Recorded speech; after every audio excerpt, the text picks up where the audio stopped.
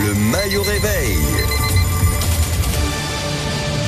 Avec vous, Régis Maillot. Bonjour, Régis. Bonjour Patrick, bonjour à tous. Bon, Régis a l'énorme polémique là depuis quelques jours à Cannes.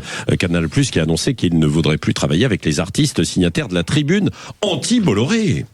Oh là là, cette affaire est magnifique. C'est le cinéma français découvre enfin un concept révolutionnaire, le producteur susceptible. Ah.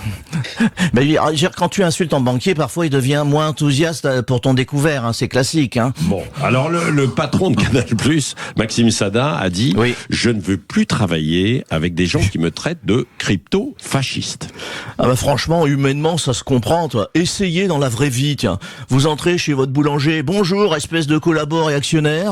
Puis t'enchaînes deux traditions, un sac de chouquettes et c'est vous qui régalez. Ouais. Je veux dire, même un boulanger de gauche, il hésite. Alors les pétitionnaires dénoncent une emprise grandissante de l'extrême droite et un risque de prise de contrôle fasciste dans l'imaginaire. Oh là, mais ils ont raison, nos résistants de Palace en Louboutin.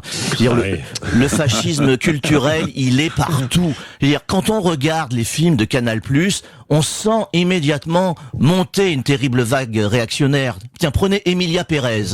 Ah. Vous vous souvenez, c'est un narcotrafiquant mexicain qui fait sa transition de genre dans une comédie musicale féministe chantée en espagnol. Oui. Là, on sent immédiatement le retour de l'ordre nouveau. Je veux dire, on imagine Zemmour murmurer « Enfin un film sur les valeurs traditionnelles ». C'est le grand remplacement, mais chorégraphié. Tiens, autre exemple, Portrait de la jeune fille en feu. Une romance lesbienne féministe au XVIIIe siècle. Ça, c'est le grand rêve pétainiste enfin porté à l'écran.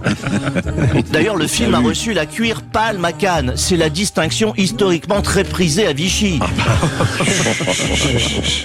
Et un autre, par exemple, 120 battements par minute. Vous vous rappelez? Ça, c'est des militants act up en colère qui affrontent le pouvoir pendant les années SIDA. C'est typiquement le programme culturel d'une chaîne fascisante. J'ai des cuirs qui hurlent dans des mégabophones pendant 2h20. Jean-Marie Le Pen appelait ça la tradition française. Christine Boutin en pleure encore d'émotion. Hein, souvenez-vous, tiens, Les Misérables de la Gilly. Banlieue, violence policière, multiethnisme, là on sent la patte Bolloré, toi. C'est un film où CNews gagne à la fin. C'est typiquement le cinéma d'ordre et d'autorité. Tu sens que Rotailo l'aurait regardé 15 fois pour se détendre. Et puis Titane, rappelez-vous Titane, Palme d'Or en 2021. Une femme tombe enceinte d'une voiture. Oui, une voiture. C'est le fameux grand retour des valeurs rances. Travail, famille, pot d'échappement.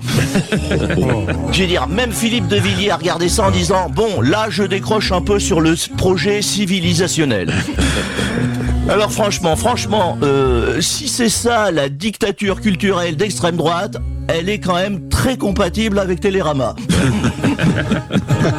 Merci mon cher Régis Maillot, c'est à réécouter évidemment aussi en podcast.